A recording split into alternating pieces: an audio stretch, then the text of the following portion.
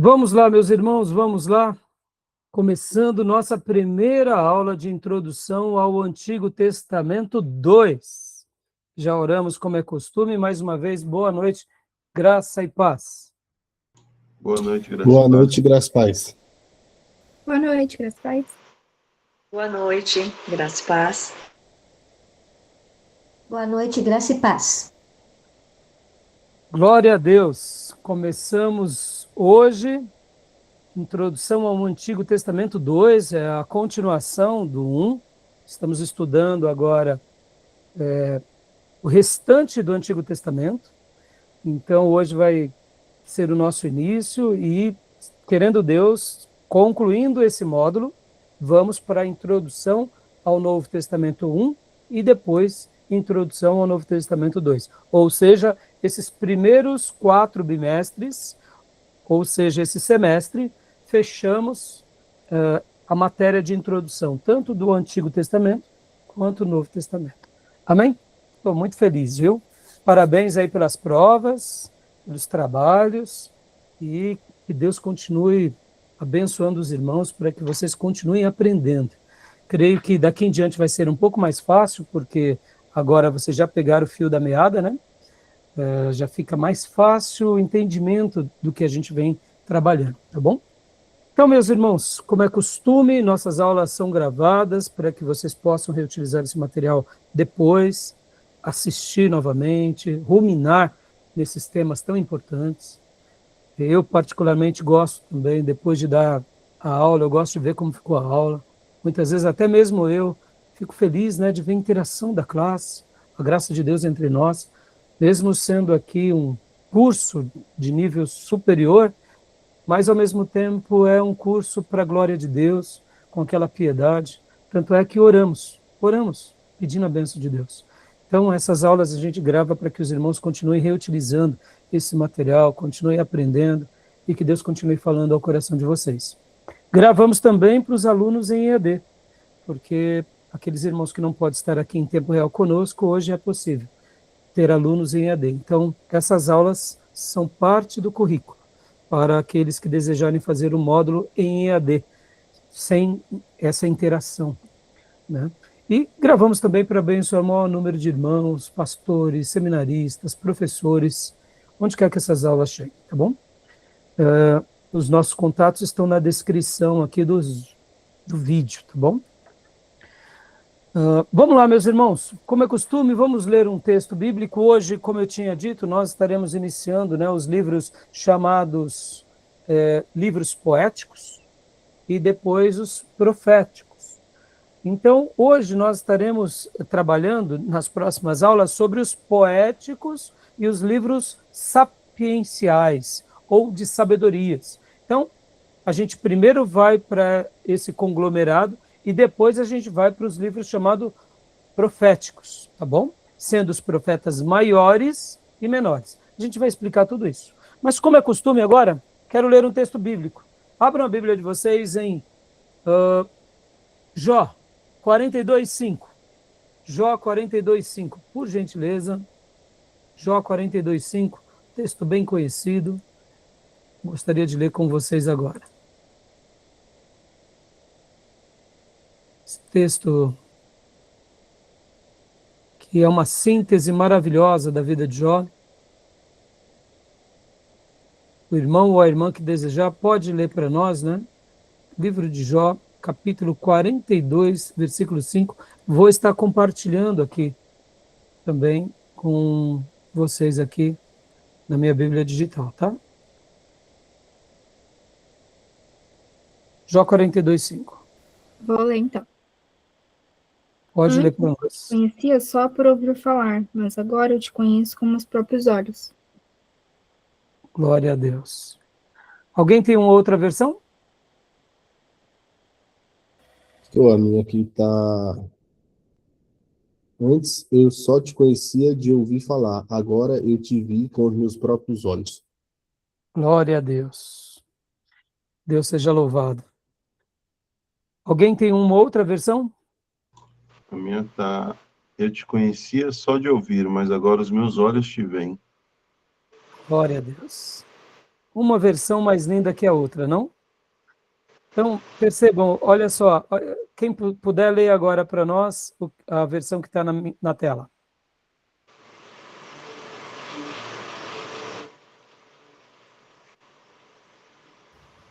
Com os Irmão, ouvidos, pode ir. com os ouvidos eu ouviria falar de ti, mas agora te veem aos meus olhos, os meus olhos. Glória a Deus. Meus irmãos, percebam que nós agora acabamos de ler o mesmo texto em várias versões. E esse é o texto que mostra que Jó, depois que Deus restaura a vida dele, restaura tudo, né? Aquilo que ele tinha perdido, Deus dá em dobro. O Senhor agracia ele, né? Principalmente com essa percepção. Jó já era um homem muito abençoado, mas ele era abençoado de ouvir falar. Agora ele se tornou um verdadeiro abençoado, porque os olhos dele veem a atuação do Senhor.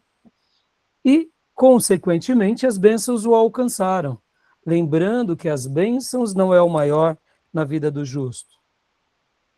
A maior bênção na vida de um justo é o próprio Deus. E hoje nós estaremos já mergulhando nesse livro poético. Mas, voltando aqui, vocês vão ver que há uma característica bem peculiar nos livros chamados poéticos. Quando você pega uma versão e compara muitas vezes um texto com outra versão, tem vezes que a gente lê até 2, 3 vezes, porque você fala assim, está muito diferente uma versão da outra. Já notaram isso? Isso não acontece com os outros livros, por exemplo. Não acontece com o Pentateuco, não acontece com os históricos, nem com os profetas. Mas nos livros poéticos ou sapienciais, ou livros de sabedoria, isso acontece. E a gente vai entender o porquê isso acontece. Não é que há falhas na Bíblia, guardem isso. É a mesma palavra de Deus, mas é uma questão de tradução. Já explicando aqui para vocês. Uma coisa é você traduzir uma lei. O aspecto legal, ele é mais direto, ele é mais objetivo. Se você matar, você terá que pagar com a sua vida. Ponto. Agora, imagina você colocar em poesia esse pensamento. O autor que escreve uma poesia, ele tenta escrever no contexto em que ele vivia. Ou seja, os ouvintes daqueles dias entendiam bem. Mas quando se faz a tradução de uma poesia, vamos lá, uma poesia, como o nome já diz, é uma obra literária. Você expressa com palavras, não necessariamente o significado literal, mas poético. Por isso que é uma poesia. Podem ver, né, que uma criança ela tem muita dificuldade de entender um adulto, porque dentro do horizonte de uma criança, tudo, tudo você ensina para ela de forma preto no branco, né? Então, por exemplo, quando um pai chega e fala, mulher, eu estou morrendo de fome, aí a criança grita, pai, não morre não.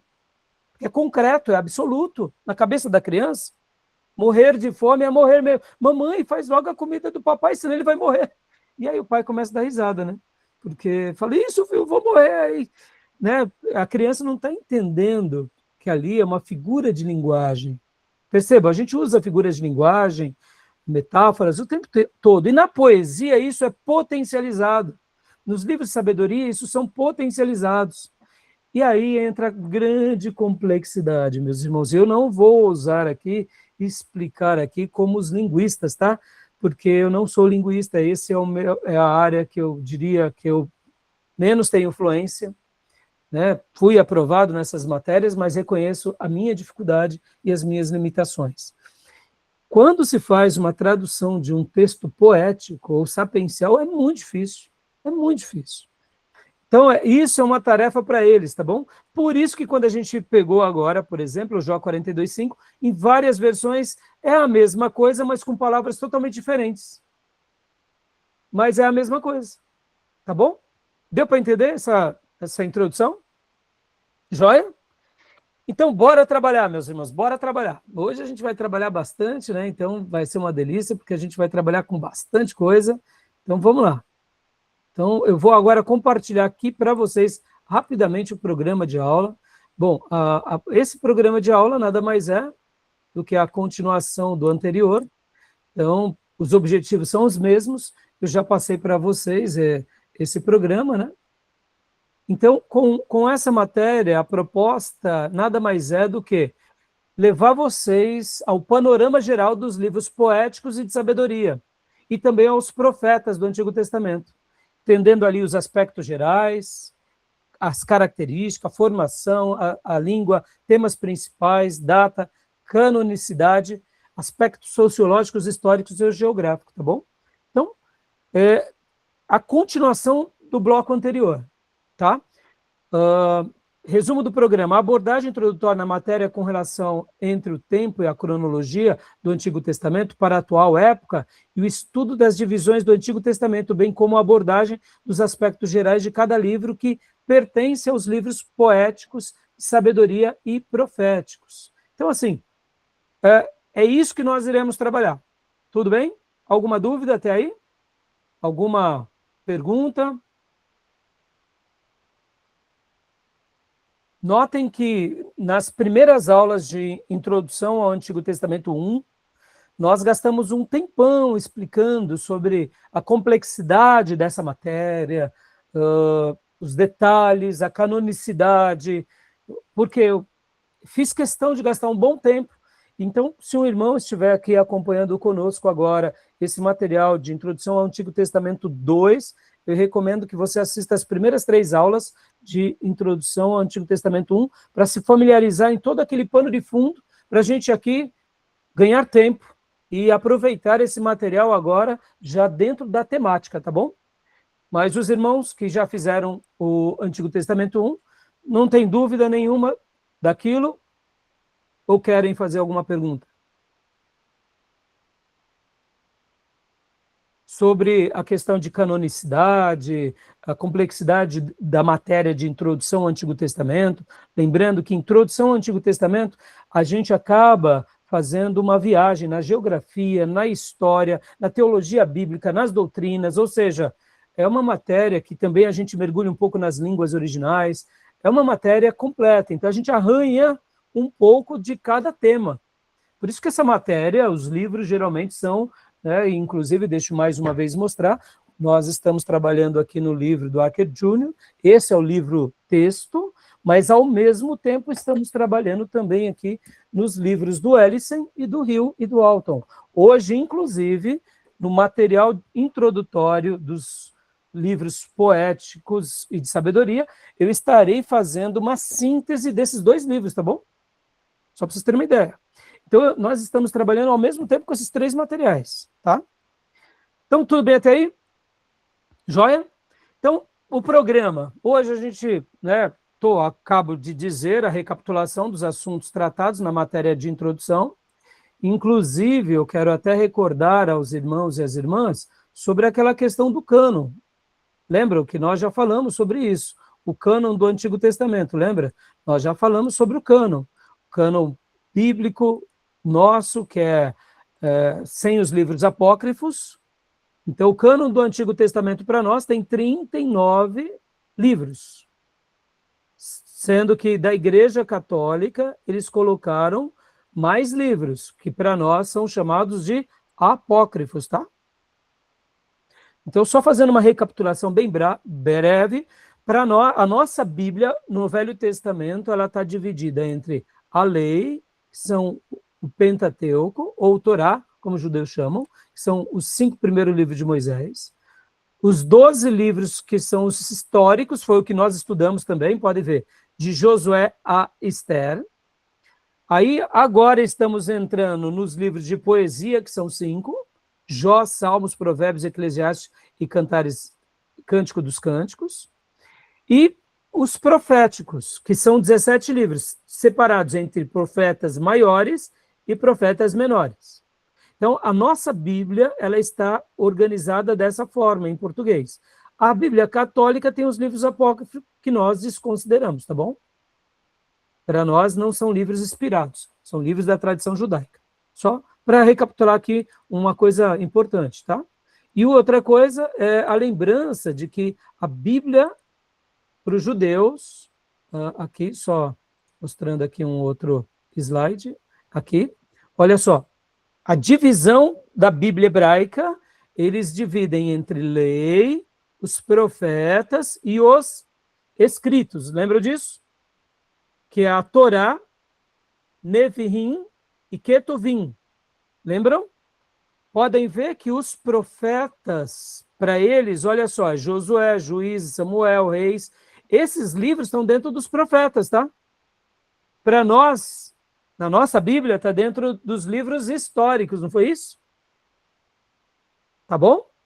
Podem ver que os escritos para eles são quais? São os Salmos, Provérbios, Jó, Cântico dos Cânticos, Ruth, Lamentações, Esther, Eclesiastes e Daniel, Esdras e Neemias.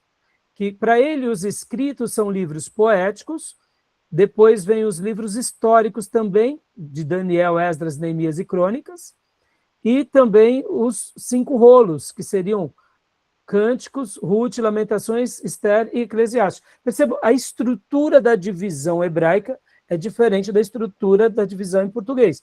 Muda alguma coisa para nós? Muda nada. É os mesmos livros, só em ordem diferente. Tudo bem?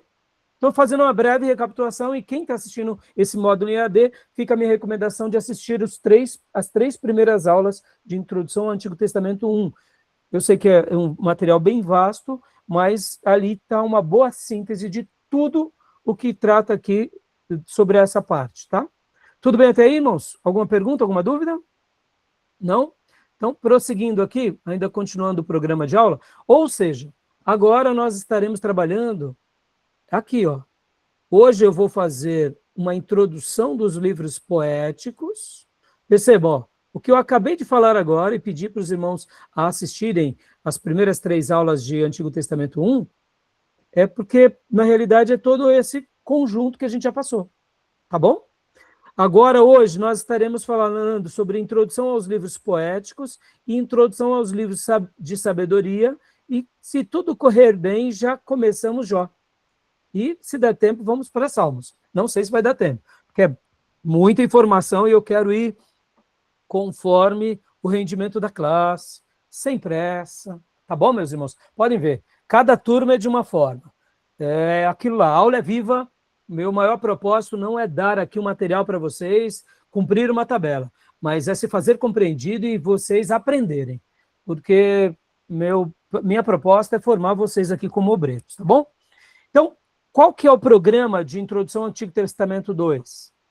É o livro de Jó, Salmos, Provérbios, Eclesiastes, Cantares de Salomão, e depois depois de concluir esse primeiro bloco, a gente vai para um outro bloco, que é a introdução dos livros proféticos, sendo os profetas chamados maiores, e aí vocês entenderão porque é chamado de profetas maiores, e depois a gente vai para os profetas chamados menores, e assim fechamos o Velho Testamento.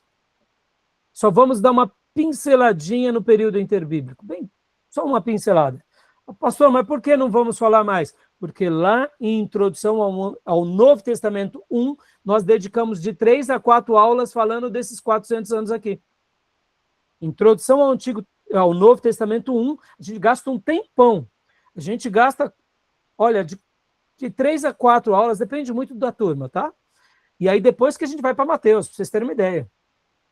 Então, Introdução ao Novo Testamento 1, a gente fala do período interbíblico e dos evangelhos. E aí depois, Introdução ao Novo Testamento 2, que a gente vai para os demais livros do Novo Testamento. Tá bom? Tudo bem até aí? Joia? Programa já passei para vocês, né? E agora deixa eu passar para vocês também aqui o materiais extras. É a mesma coisa do anterior, tá bom? Vocês pegarão aqui, olha, tenho aqui alguns livros, Introdução ao Antigo Testamento da Igreja Batista Nações Unidas, Vocês podem assistir um material muito bom do Saião e da turma dele, ou da professora Márcia Zollner, ou seja, vídeos baseados dentro desse tema, tá? Que são os livros poéticos, sapienciais e os livros proféticos, tá bom? E também aquele trabalho escolhendo um desses livros, contendo introdução, autor, tema principal, etc. e tal, tá bom? Vocês vão entregar tudo isso até o final do módulo. Tudo bem? Tranquilo? Lembrando que a nossa avaliação aqui mudamos, né? Ou seja, a prova vale 3,333, assim também os trabalhos extras e a leitura do livro-texto. Ou seja, vocês terão que ler no mínimo 200 páginas do Archer Júnior ou 200 páginas do Ellison ou do Rio. Né? Eu sei que muitas vezes o irmão acaba não tendo condições de comprar os 3 livros, compra um livro, eu já tenho um livro, então eu aceitarei qualquer uma dessas obras, tá bom? Tudo bem? Tudo jóia até aqui? Alguma dúvida? Não?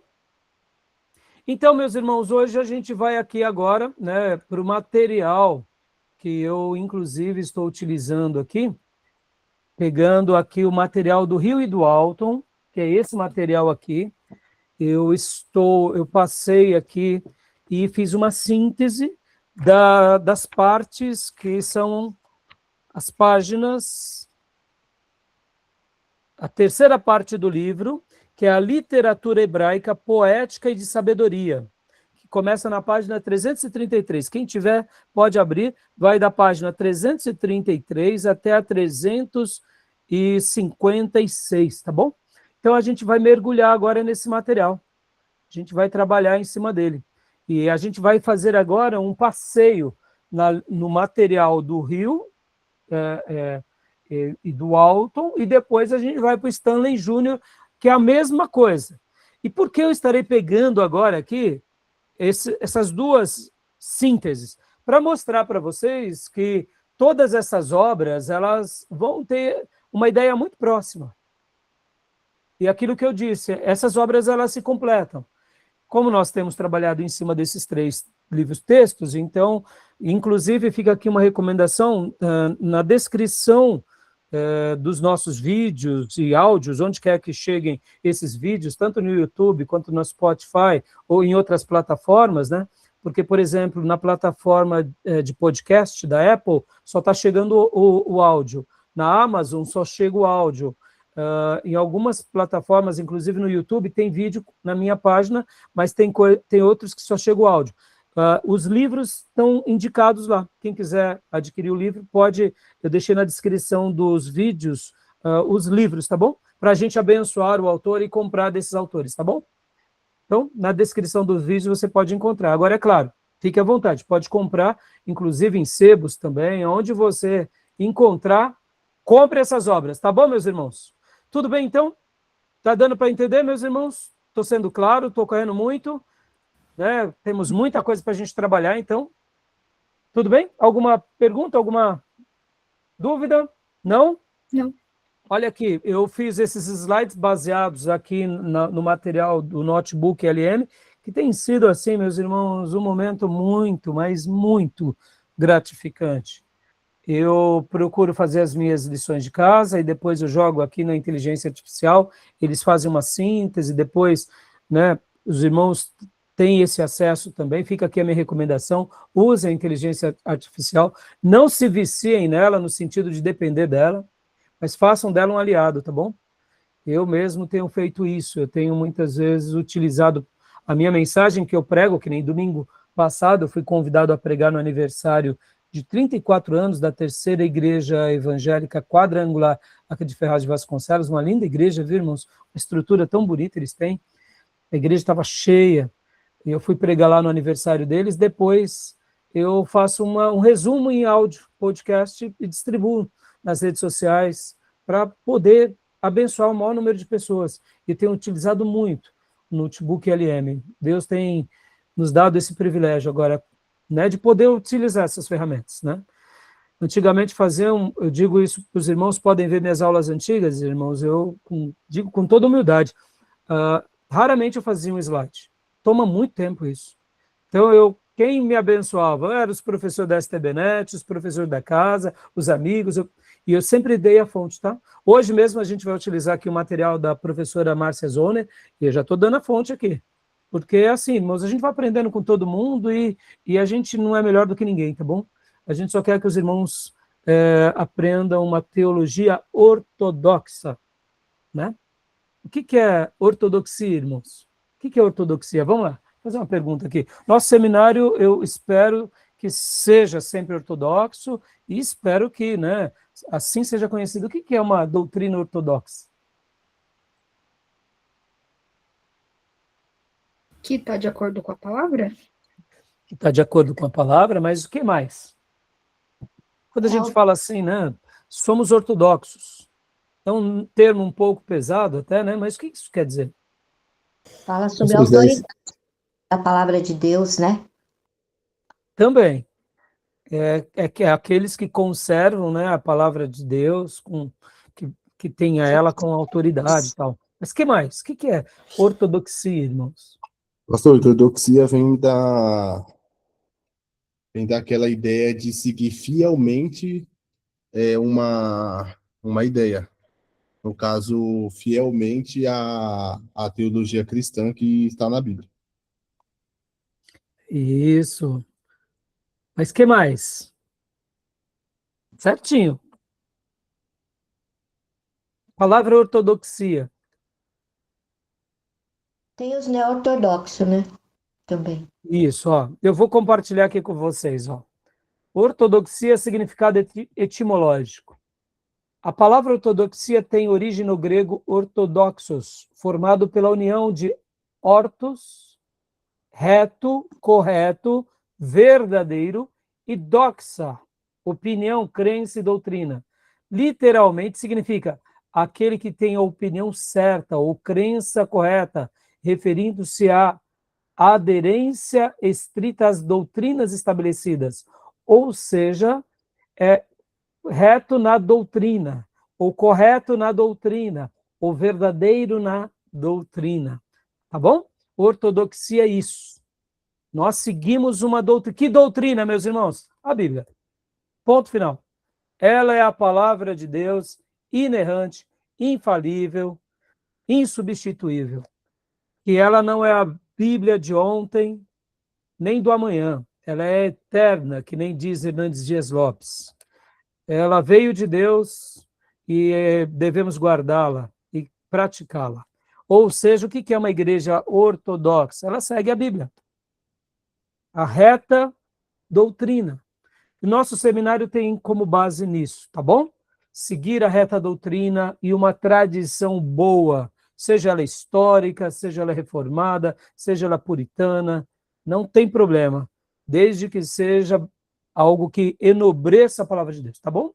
Então, voltando aqui para o nosso slide, né? Então, o Hill e o Walton, a gente vai agora trabalhar nesse material. Podem ver que aqui o próprio, quando eu dou as fontes para ser criados, eu coloco lá a página, eu coloco lá um material e quero que os alunos comprem essas obras, tá, meus irmãos? Vocês já compraram, mas comprem porque, irmãos, olha, eu tenho, né, quer dizer, tenho. Um abençoado pegou meu livrinho anterior, tá? Eu tive que comprar esse daqui. Mas, assim, eu tinha uma versão anterior desse, está com algum abençoado. Eu vou, como eu brinco, né? Eu gosto de orar para que Deus queime a mão dele quando ele pegar no livro. Falar, ai, tem que devolver para o pastor Rai. Não é uma queimadura muito grande, não. Não é uma queimadura que leva para o hospital, não. É aquela queimadura que tira o sono só, sabe? O camarada devolver meus livros, porque meus livros é ferramenta de trabalho. E eu abençoo. E o que eu tenho de livro espalhado, irmãos? Então, né?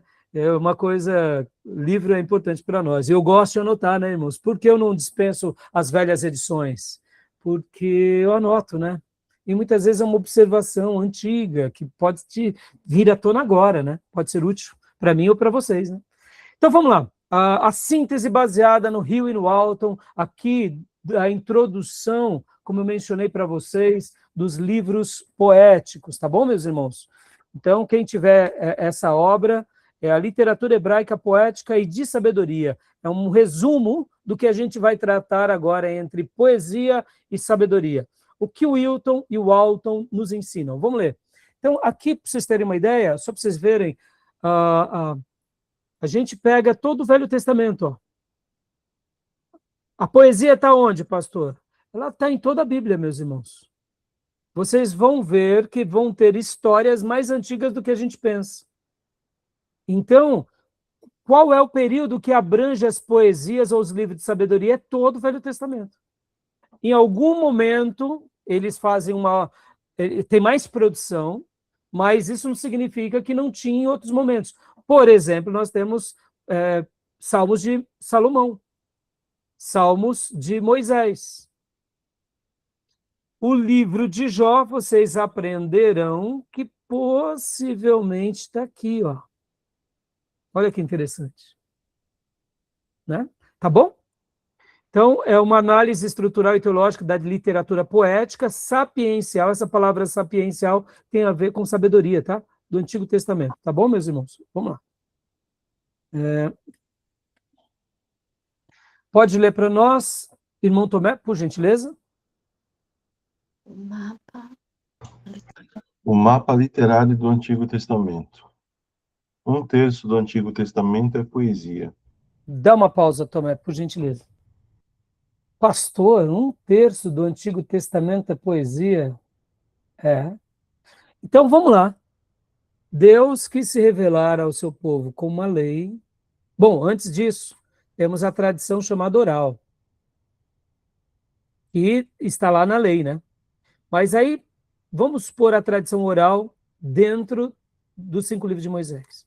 Aí depois temos os livros históricos, como aprendemos. Temos os livros proféticos. E agora nós temos 1/3 de poesia. Ora, por que Deus quis se revelar por meio da poesia? O que vocês acham? Por quê? Ou dos livros sapienciais? Por quê?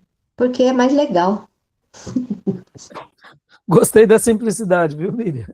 Irmãos, a complexidade é fazer a tradução de um texto do original para uma língua, ou no caso, para o português. Mas é uma delícia lê-lo, não é? É o que a minha irmã falou. Pode ver, quem começa a ter um contato com a Bíblia, vai para os evangelhos ou vai para Salmos e Provérbios, não é assim? Ou, quem sabe, vai direto para Salmos. Depois vai para Provérbios e depois vai para os evangelhos. Não é mais ou menos isso? É gostoso de ler. Percebam? Aqui a gente vai estar tirando as camadas de complexidade, a gente vai sair do simplório, da leitura gostosa, agradável, e a gente vai entrar um pouco mais no entendimento disso, mas não vai perder a beleza, não vai perder nada. O que nós estaremos fazendo aqui, nesse bloco agora, ao estudar esses livros poéticos e sapienciais, é mais ou menos o seguinte: a gente vai estar compreendendo um pouco da arte da poesia e da sabedoria. Vamos lá, vou usar uma figura de linguagem, irmãos. Quando a gente vê uma peça de teatro, como um espectador, não é maravilhoso? Mas vamos imaginar que nós tivéssemos feito também dramaturgia, artes cênicas. Quando a gente vê uma encenação teatral, para quem é da área, é diferente, não é? Você tem uma percepção mais aguçada. Então é isso. Hoje nós estaremos entendendo não a exposição da arte apenas, mas como o palco é montado, o porquê das luzes, o porquê da emoção em certas falas, o porquê das lágrimas, o porquê do desespero, o porquê é mais visceral, o porquê é mais romântico. Entenderam? Então a gente vai compreender. Vamos lá, uma outra analogia. Ouvir uma orquestra sinfônica é maravilhoso, não é? Como leigo. Você pode não entender nada, separa. Eu, particularmente, quando os meus filhos eram crianças, toda noite a gente assistia Tom e Jerry. Toda noite.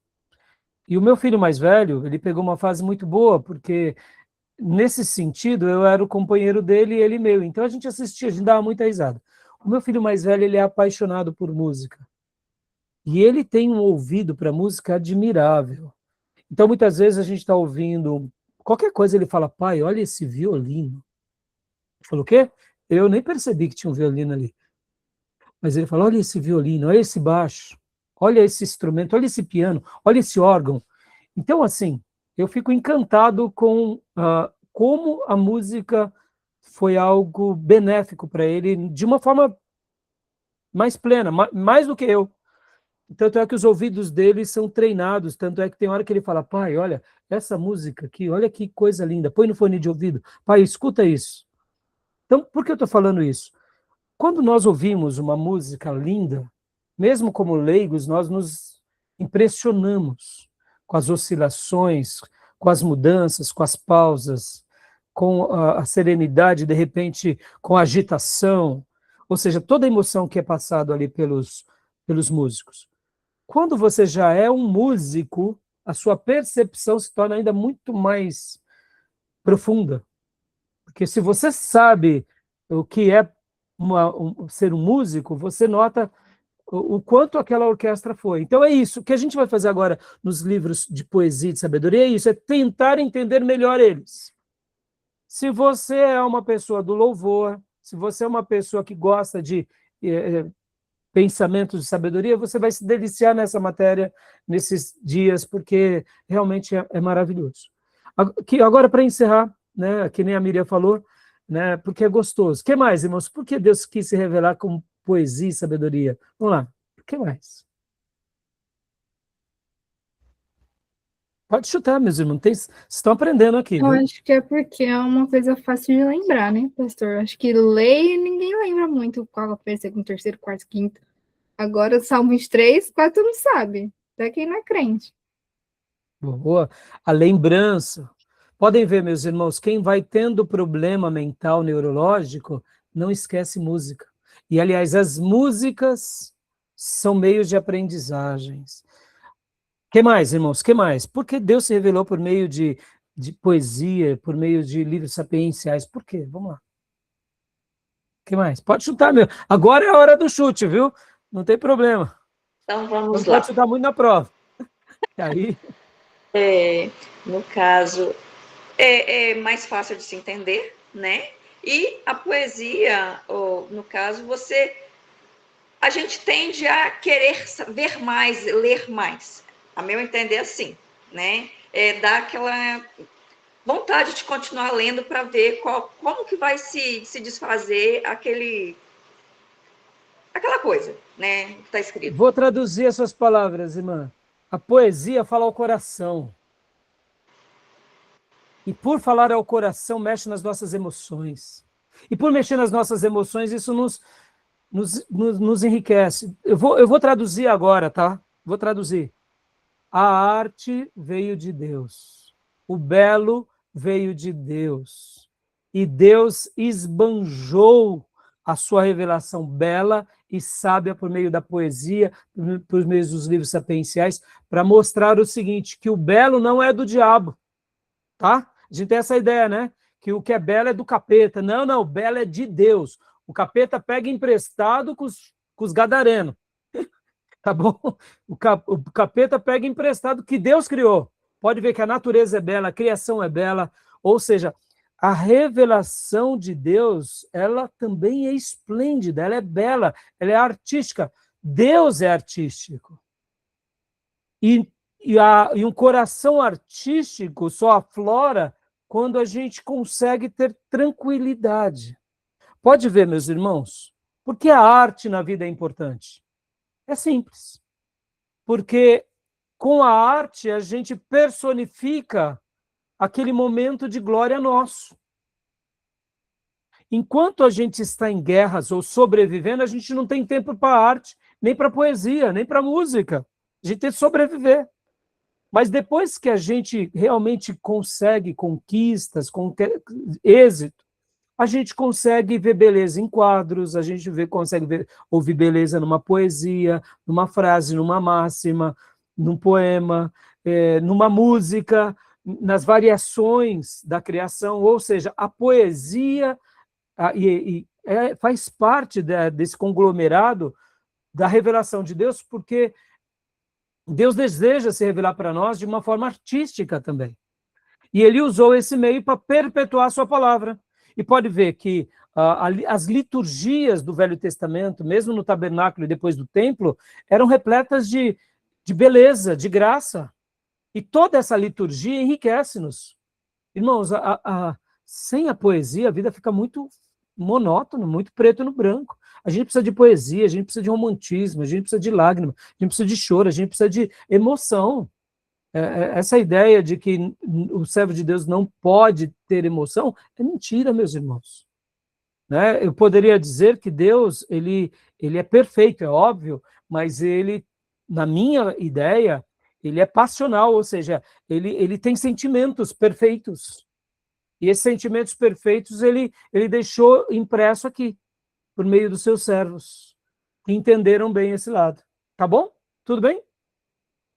Alguma pergunta, alguma dúvida? Posso fazer um comentário? Como? Posso fazer um comentário? Claro, filha. Teve um artigo que eu li recentemente falando sobre as orquestras no Brasil, né? Uma das descobertas que eles fizeram é que antigamente as orquestras eram católicas, né? Tanto que tinha padres que eram arquitetos, compositores, e atualmente as orquestras, 80% praticamente de igrejas evangélicas, de diversas denominações. Nós, como protestantes, filhas, gostamos muito de explorar essa questão artística. E tá certo, viu, irmão? O problema é quando a arte vira tudo para nós. Aí estamos trocando os propósitos. Mas a expressão artística é muito importante. Pode ver que numa liturgia, isso é uma expressão artística. Aliás, irmãos, guardem isso, irmãos. Rituais devem ser desenvolvidos, conservados e aprimorados. Pode ver, meus irmãos, quando vamos à igreja, o culto não começa lá no horário. O culto começa um dia antes. Que roupa que eu vou para a igreja amanhã? Se eu estou longe, eu preciso sair mais cedo, porque eu não quero perder o horário. Se você é um obreiro e vai cantar, o culto começou na segunda-feira, porque você já começa a tirar os louvores na segunda. Você já começa a trabalhar com o Ministério de Música para chegar nos ensaios não é? Então percebam que esses rituais são excelentes. A vida sem rituais é muito pobre, entendeu? Agora, não faça do rito uma escravidão. Faça do rito uma poesia. Faça do hábito algo agradável. Por exemplo, irmãos, eu amo fazer minhas devocionais ao amanhecer. E muitas vezes é como se eu estivesse dizendo, Jesus, toma esse café aqui comigo, entendeu? Fica do meu lado agora. Fala comigo. Percebam, irmãos, é um momento que eu dedico para o Senhor. Sempre fiz isso, e isso é um momento praticamente de um ritual pessoal. E o que é o culto, senão um rito coletivo? E o que são as canções, as orações, senão ritos, práticas, artísticas, tudo para a glória de Deus. Isso é lindo, né? Por isso que quando uma pessoa ela não tem esses cuidados, a gente nota que tem alguma coisa errada. Né? Uma pessoa, por exemplo, irmãos, que não sabe discernir a roupa de ir para a igreja. Irmãos, vamos lá. É simples isso. Precisa ser inteligente. Tem roupa que é a de passeio, tem roupa que é de ir na praia, a piscina, tem a roupa que é de academia, tem a roupa que é de um casamento, e tem a roupa que é para adorar a Deus. Simples assim. Se eu não considero isso, meu temor tem alguma coisa errada. Vamos deixar de receber uma pessoa na igreja por causa da roupa? Claro que não, meus irmãos. A pessoa tem que entrar como ela está. Mas já que a pessoa se converteu e agora ela foi treinada, a gente tem que esperar o mínimo dela, ou dele, não é verdade? O pastor chega na igreja parecendo um palhaço, com um terno, né, colorido, uma gravata, um sapato vermelho. Quem é que vai estar chamando a atenção? É a mensagem ou a roupa do pastor? Percebam, tem que ter cuidados. E as irmãs? A mesma coisa. A irmã vai para a igreja que nem a né? Aquela brasileira, né? Carmen Miranda, né? Os colares, os arranjos, as coisas. Será que ela está querendo ir adorar a Deus ou está querendo ir mostrar os seus apetrechos, né? Mostrar que nem a Carmen Miranda, né? Acho que a comparação foi legal, né? Então a gente tem que tomar um certo cuidado. Tem espaço para essas roupas em outras ocasiões. No dia de culto é uma coisa importante. Então, lê para nós, Tomé, por gentileza, a poesia hebraica. A poesia hebraica não possui a métrica clássica ocidental. Hoje, a linguística moderna identifica contando partículas de prosa. Quanto menos partículas, mais pura poesia. Deixa eu explicar mais uma coisa aqui, meus irmãos. A mentalidade que Deus quis se revelar a nós é a mentalidade judaica, para tudo, tá? Inclusive, deixa eu passar aqui uma informação importantíssima. O Novo Testamento ele é escrito em grego, mas a mentalidade não é grega, tá? A mentalidade é judaica. Ou seja, para nós entendermos o grego koiné, você precisa ter uma mente judaica, porque eles eram judeus. Eles só escreviam em grego, mas eles eram judeus. E eu aprendi isso com o pastor Ribeiro, porque muitos linguistas, ao fazerem uma tradução do koiné, eles tentam fazer a ponte do koiné como era o koiné lá na Grécia. Não. Os gregos, os macedônios usavam o koiné, ou outros povos, mas a mentalidade era grega.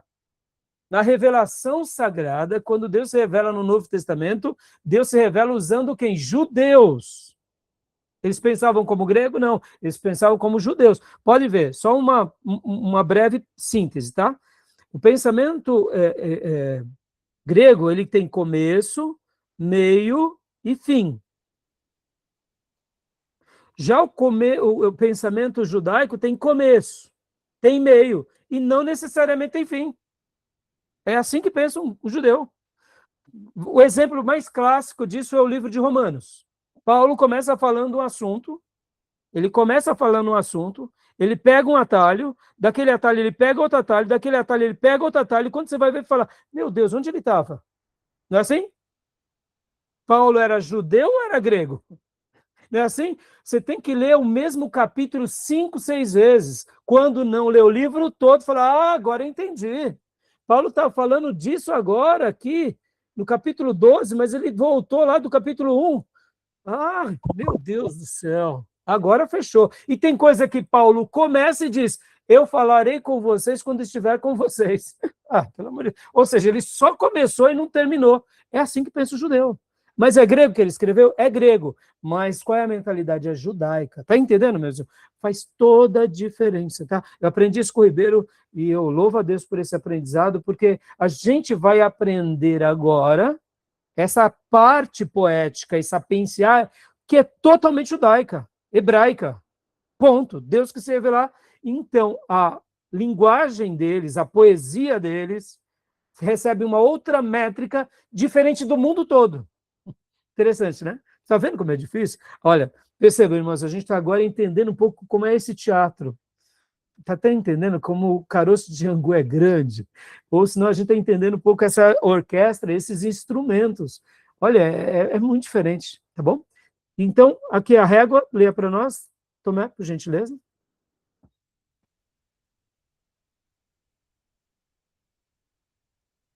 Régua de densidade de prosa. De 0 a 5%, poesia pura. Salmos, provérbios, lamentações, cânticos, maior parte de Jó. De 5 a 15%, prosa oracular. Livros proféticos, Isaías, do 40 ao 66, Naum, Oséias. E 15%, prosa narrativa. Gênesis, Êxodo, Juízes e históricos. Ou seja, aqui ele só está dando uma passada, porque a gente vai ver prosas lá em Isaías, a gente vai ver prosas em Juízes, a gente vai ver prosas em Oséias, mas percebam estatisticamente como é complicado. Tá vendo?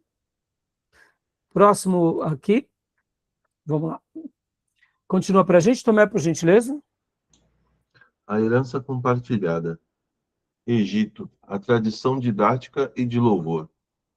Paralelos diretos. O hino de Atom compartilha a estrutura com o Salmo 104, Navios e Leviatã. Os ensinamentos de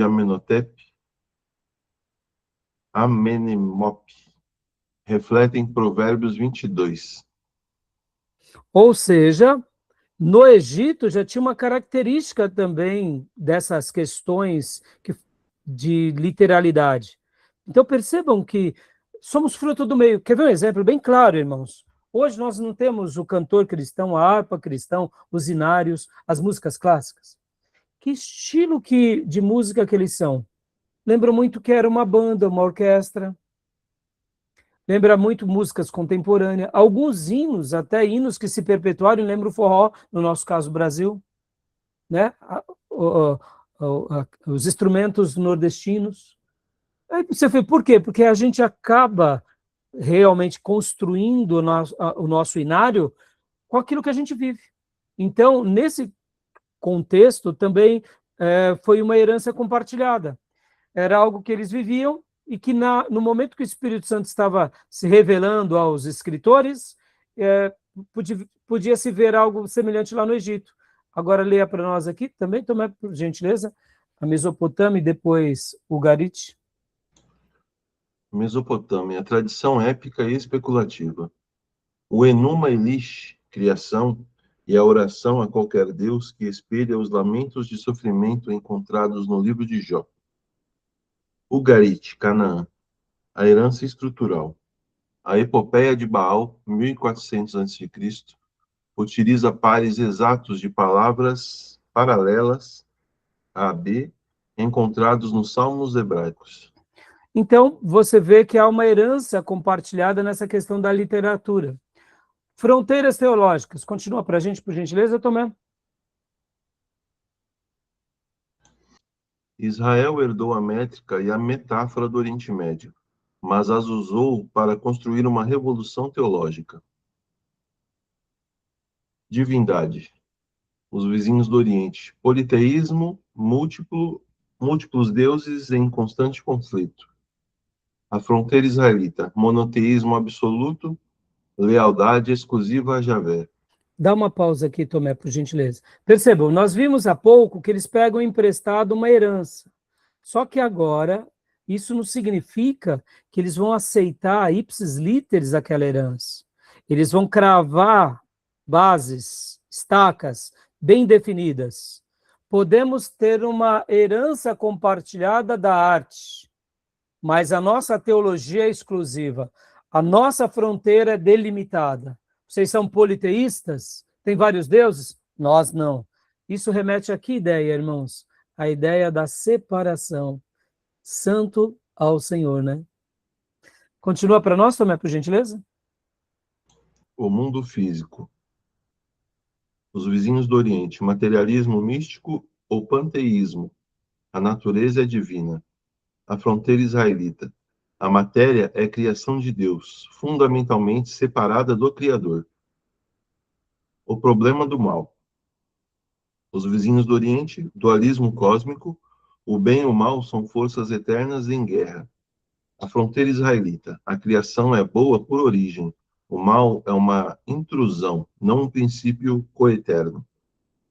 Joia. Então, alguma dúvida aqui? Não? Tá dando para entender perfeitamente? Joia. Então, vamos lá. Continua, por gentileza, Tomé. O motor da poesia, o paralelismo. A estrutura de pensamento hebraica é como uma balança que pesa ideias complementares ou contrastantes. Correspondência de ideias, não de sons. Dá uma pausa aqui. Eu já passei para vocês outros materiais, vocês entenderão isso muito bem. Essa ideia aqui é muito simples de ser entendida. Quando nós temos uma rima no português e fazemos a tradução para o inglês, não necessariamente vai dar rima. Então, a ideia básica, geralmente, sempre está na ideia. A construção dessa poesia. Não na questão apenas dos sons. É óbvio que eles usaram a questão dos sons. Por isso que há uma dificuldade quando a gente faz a tradução para o português. Isso acontece até mesmo com um hino. Muitas vezes cantamos um hino em inglês, rima-se a melodia com aquela letra e as palavras em inglês, mas quando fazemos a tradução não tem nada a ver, porque as palavras não se coadunam com aquele ritmo, né? Então isso é muito interessante, tá bom? Então leia para nós, Tomé. Eixo semântico. Eixo semântico. Equilíbrio pelo uso de palavras correspondentes, sinônimos ou opostos. Eixo progressivo. Equilíbrio pela sequência lógica que avança a ideia, causa e efeito ou dedução. Eixo gramatical. Equilíbrio por formas e funções sintáticas, elementos retóricos ou elipses. Por isso que para nós, quando lemos, é muito tranquilo, e é muito doce, é muito belo, é muito fácil, é muito gostoso. Mas fazer a tradução, meus irmãos, ai, ai, ai, só para quem realmente gosta e conhece as dificuldades das línguas originais. Vamos dar um exemplo aqui. Leia para nós, Tomé, por gentileza. Dissecando... Desculpa, peraí. Dissecando paralelismo. Paralelismo, sinônimo, Salmo 24, 2. Linha A, pois foi ele quem afundiu sobre os mares. Linha B, e afirmou sobre as águas. 2. Paralelismo de opostos. Salmo 37, 16. A linha A, melhor é o pouco do justo. Linha B, do que a riqueza de muitos ímpios. Dá uma pausa aqui, Tomé. Então, no primeiro, que é de sinônimos, perceba, ele vai trabalhando com sinônimos. Fundiu mares, firmou águas. Até no português dá uma ideia próxima, né? Já nos opostos, pouco do justo, riqueza dos ímpios. Perceba que aqui é um contraste. Então há esse paralelismo, tanto de sinônimos quanto de opostos. A gente vai ver, isso não tem nenhum problema, mas é interessante quando a gente começa a compreender a complexidade. E o último, Tomé, por gentileza. Paralelismo progressivo, Salmos 37, 4. Linha A, deleite-se no Senhor, causa. Linha B, e ele atenderá aos desejos do seu coração, efeito. Ou seja, olha uma causa para um efeito, e sempre da forma correta. Se deleite em Deus, tenha contentamento em Deus, e em algum momento Deus agirá na sua vida. Deus não precisa agir na sua vida para você se alegrar nele. Isso pode acontecer? Pode. Deus pode fazer? É. Mas qual é a recomendação poética? Tenha satisfação no seu Deus.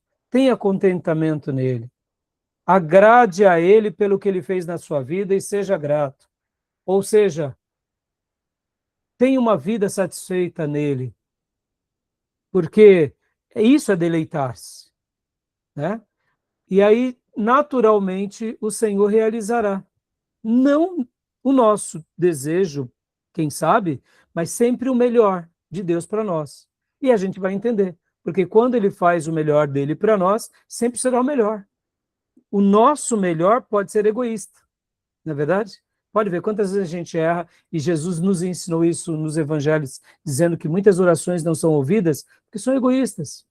Então, em algum momento da caminhada, quando a gente entender a se deleitar no Senhor, ou seja, a agradá-lo, pode ver que algumas versões vai colocar assim, agrada-te do Senhor, ou agrada-se do Senhor, dando uma ideia até dupla.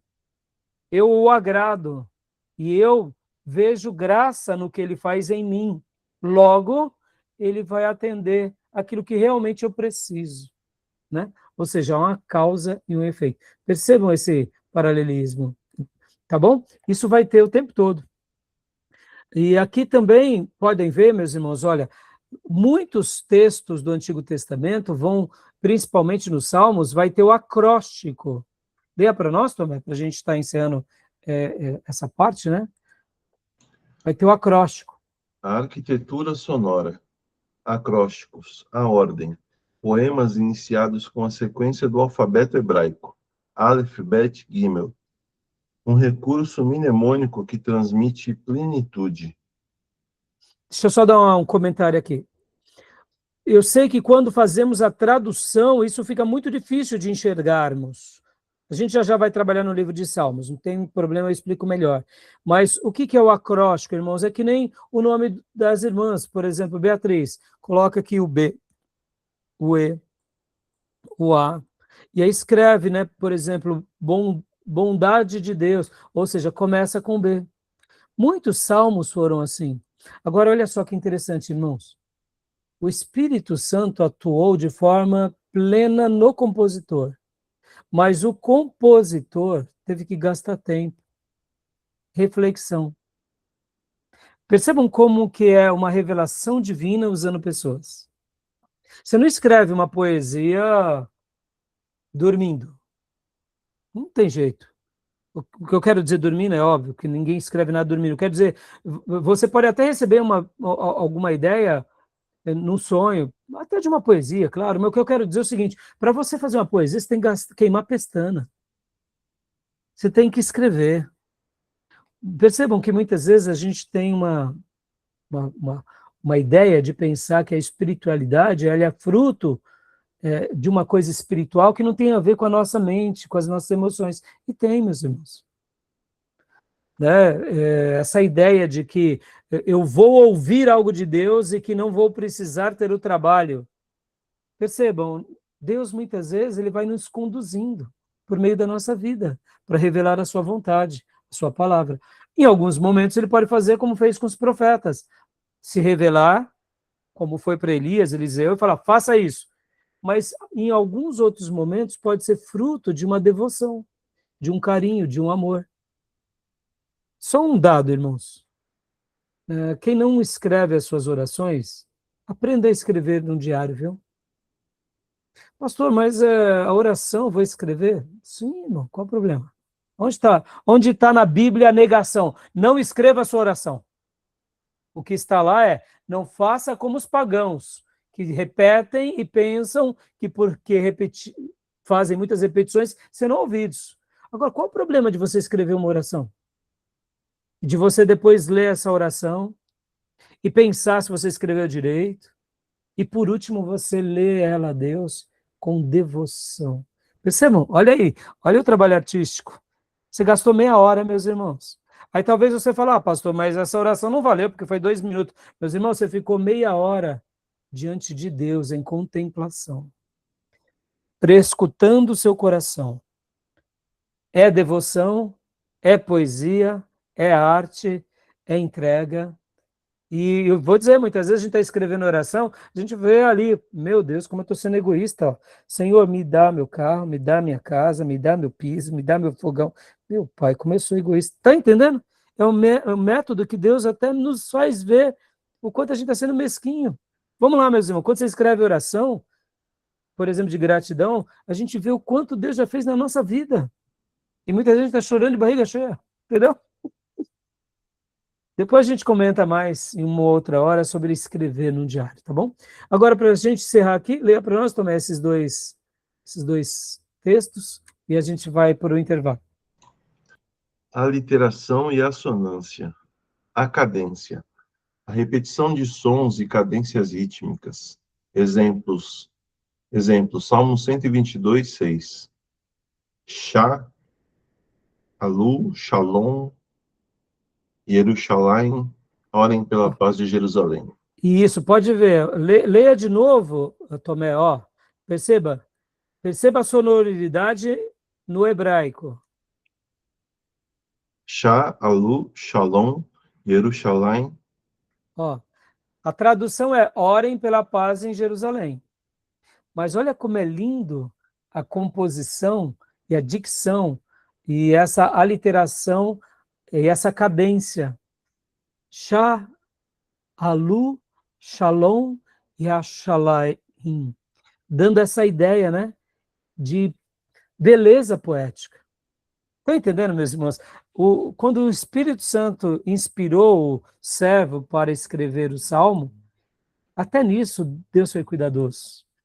Deus é artístico. Ele é o criador das artes. Por isso que o belo, o lindo, vem de Deus, não vem do diabo. E nessa matéria, a gente vai ver o quanto Deus foi majestoso nisso. Como eu mencionei há pouco, você só faz arte numa cultura quando essa cultura prospera. Você só faz arte numa cultura quando essa cultura realmente tem ali um nível de humanidade, de desenvolvimento e de tecnologia acima dos demais.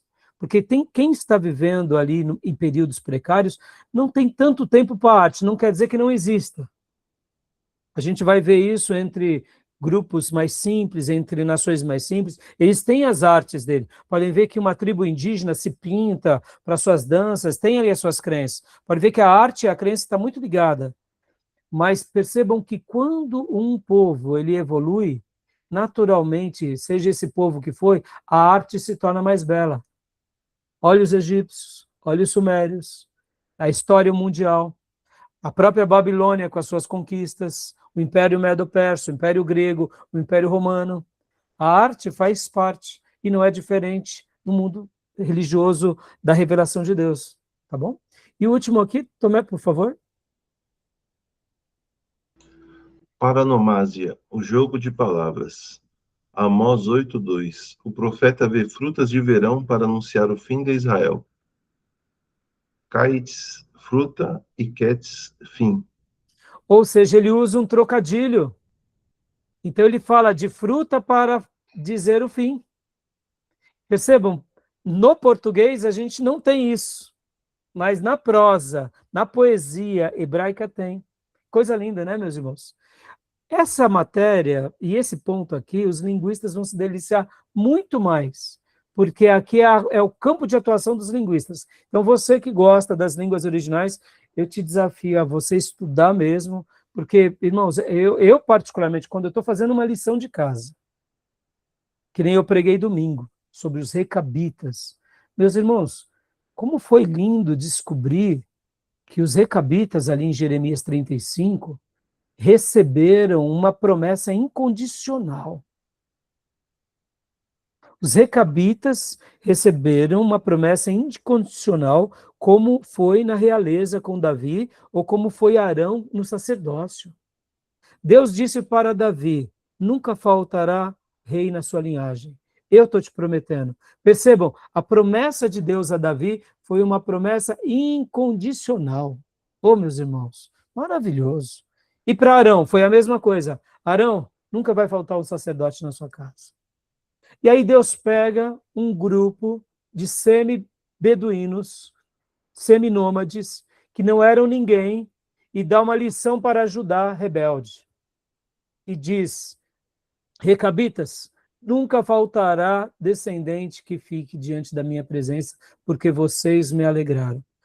Pelo amor de Deus, uma promessa incondicional. Perceba, eu estou usando aqui uma ideia para vocês verem quanto a Bíblia ela trabalha nessas ideias. E aqui eu só usei o texto pelo texto dos recabitas. Mas isso vai acontecer o tempo todo, meus irmãos, dos profetas. Por exemplo, Jeremias vai falar muito sobre amendoeira, porque a palavra amendoeira no português não diz nada, mas no original tem um outro significado. Então a gente vai ver isso o tempo todo nas poesias, tá bom? Tudo bem? Então, tá dando para entender? Joia? Podemos parar aqui para o intervalo? Tranquilo. Então, fechou. Então, vamos dar uma pausa. Alguma pergunta, alguma dúvida? Não? Então, vamos dar a pausa para o intervalo. Nós voltamos em instantes, tá bom?